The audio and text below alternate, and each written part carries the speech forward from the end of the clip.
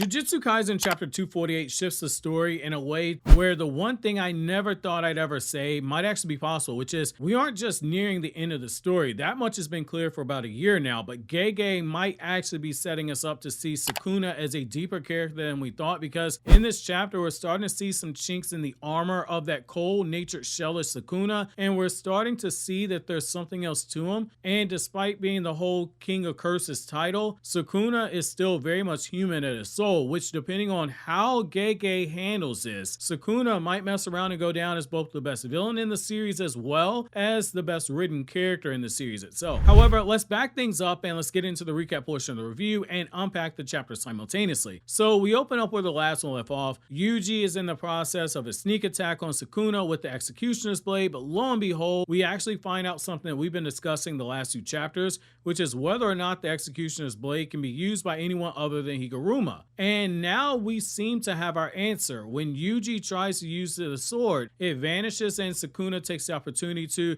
just start wailing on Yuji. And while I can see some people being mad at the bait and switch here, where we just went from Yuji is about to end the whole series to something like this, I think it's a great subversion of our expectations and is a nice troll move after a last cliffhanger. Yes! Yes! Yes! Yes! Yes! Yes! Yes! No! No! No! It also shows us just how exhausted Sukuna is after fighting so many high-level people back to back to back, because had Sukuna been fresh, Yuji never would have gotten the opportunity to get this close and kill him. And it makes you beg the question, where are the other Jujutsu sorcerers like Maki? We then shift over to Sukuna finishing off his attack on Yuji, once again attempting to slice open his body, this time targeting his stomach, and Sukuna smiles as he sees that Yuji has already begun to start healing his stomach where Sukuna attacked him. And not just that, but Higuruma's death, it wasn't in vain. He also took away the cursed tool that Yorozu made for Sukuna with that binding vow, the Kamatoke, and the surprise is they don't actually stop there either. Mei's brother is shown teleporting onto the scene, and we learn that he's been popping up in and around the battlefield, taking away the dead bodies of people like Gojo and Higuruma, which makes a lot of sense. When Gojo died, your immediate thoughts afterwards, after you appreciate the Gojo versus Sukuna fight being a top 5 fight in Shonen Jump history, right up there with Goku versus Frieza, your thought was probably, hey, Gojo's body's just sitting there, and we have Kenjaku, a known body snatcher out there. What are they going to do if Kenjaku gets Gojo's body with a combination of Limitless and Six Eyes? Which I know I definitely thought that when I first read this, but now we see that Gege has already been a few steps ahead of us the whole time as an audience, which means Angel has already thought out this very scenario. Angel, by having the dead bodies of powerful sources like Gojo and Higuruma taken away, she's now removed the possibility of Kenjaku taking their bodies in the event that Takaba and Yuta actually failed to kill Kenjaku. This leads to Sukuna running through a few possible scenarios of why they might be going through to these links, including the possibility of Shoko using reverse curse technique on Gojo, with Sukuna noting it's harder for someone to apply it to others and that she's inferior to himself and Gojo when it comes to reverse curse technique. Given the Gojo chapter where he's at the airport and the plane hasn't been shown leaving, i.e. the plane to heaven basically, you could cling on to the hope that Shoko finds a way to do what Yuta did, where he stabs Yuji in the heart and kills him due to the binding vow that he had with the elders, and he manages to bring him back to life shortly afterwards. So that could be something that Sukuna's considering, but the growth of Yuji Itadori is starting to catch Sukuna's eye, particularly the growth that Yuji has undergone in just 1 month of training. Yuta's growth is more than just learning reverse curse technique. Sukuna goes as far as to say that he's also managed to improve the body enhancement technique using cursed energy, but as Sukuna is deep in thought, Yuji finds himself wondering why Sukuna's suddenly spacing out in the middle of a fight, and given what we've seen from Sukuna in the past, you see why Yuji would take notice of this. Sukuna enjoys a good fight, particularly when he can start playing around with those who are weaker than him, but here we see he's clearly trouble, and the reason why is our sign that we're definitely getting an extended Heian era flashback for Sukuna's character arc in the future, potentially even finding out how Kenjaku and Sukuna met in the past. Sukuna finds himself basically getting, for lack of better words, depressed over the fact that Higaruma is dead, and it makes a lot of sense. When they're battling, it was different than before with his previous fights. Against Gojo, it was over-the-top action. It saw the two strongest characters in the series showing off damn near every aspect of the power system of Jujutsu Kaisen, and the back and forth between the two made for a generational fight for a shonen battle manga.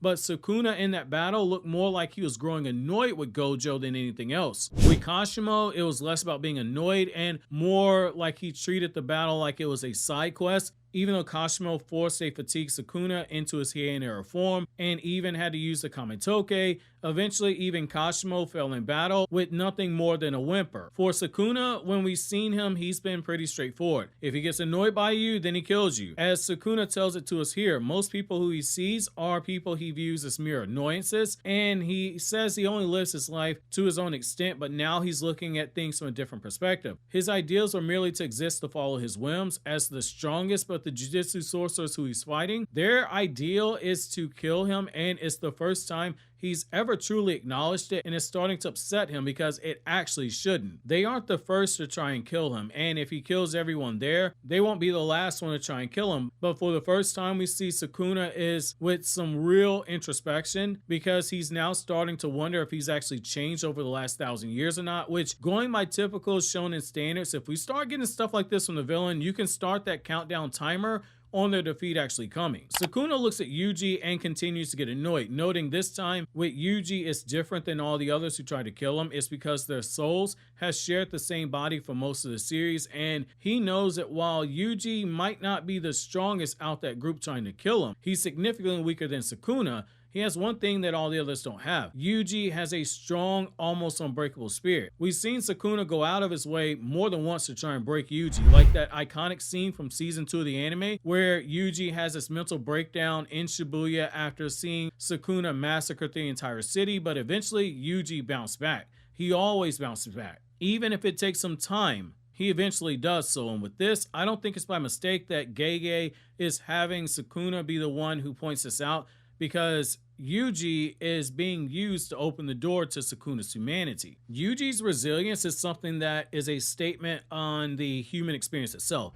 We're human beings, we all have a finite amount of time on this planet, but the human spirit, it can put up with incredible things as long as they have love and hope inside of them. And ever since we've seen Gojo in the afterlife mention that there's someone else whose fist can actually get to Sukuna to help him understand what love is, that countdown to Sukuna having that moment is actually begun. However, as we soon see, while there might be a countdown in place, Sukuna isn't going to hit 0 at any time soon, and he's going to take a few people with him, with his intention being Yuji. But before he can actually start, Kenjaku's backup plan is brought into play as a new rule is added to the Culling Game to allow Sukuna the ability to merge humanity and master Tengen. And upon hearing this, Kusakabe freaks out because he knows that this is the worst possible outcome. Sukuna, upon hearing this, he doesn't just go, oh, well, that's it for humanity, I'm going to kill everybody right now. But instead, he's saying he's going to kill all the players in the Culling Game, which that was supposed to be what Kenjaku did. And then he's going to go have some fun by playing around with Tengen. And from that smile on his face, you got to believe he's got a pretty sadistic definition of what it means to actually play with Tengen. However, before Sukuna can take things too far, Yuta Okotsu shows up clutch at long last and does not hesitate to start taking the fight to Sukuna. And this battle is one that I've been dying to see, even though I've been preparing myself for a while now that best boy Yuta is about to get killed off. Yuta is trading blows at Sukuna, and we're seeing the payoff to what Gojo initially sent Yuta there for, which is to protect Yuji and the others, but also Yuji making Okotsu promise him that if Sukuna took over his body, that Yuta would actually kill him. Now we're seeing Okotsu go toe-to-toe with a much more powerful version of Sukuna than the one he would have had to face back when the Culling Game took place in the initial stages, and say Sukuna took over Yuji's body. This is Sukuna right now only missing the final finger. The stakes are clearly rising, and Yuta versus Sukuna just from this one clash has already appeared to be setting the stage for a proper sequel to the Gojo versus Sukuna battle, because Rika, the Queen of Curses, while she is weaker than Sukuna, Sukuna is heavily damaged right now, and she's come in to assist Yuta in the battle with Sukuna. Overall, this is a very dynamic chapter with very few surprising plot twists that I rather much enjoy. I am curious to see if Yuta, another fan favorite like Gojo, is allowed to even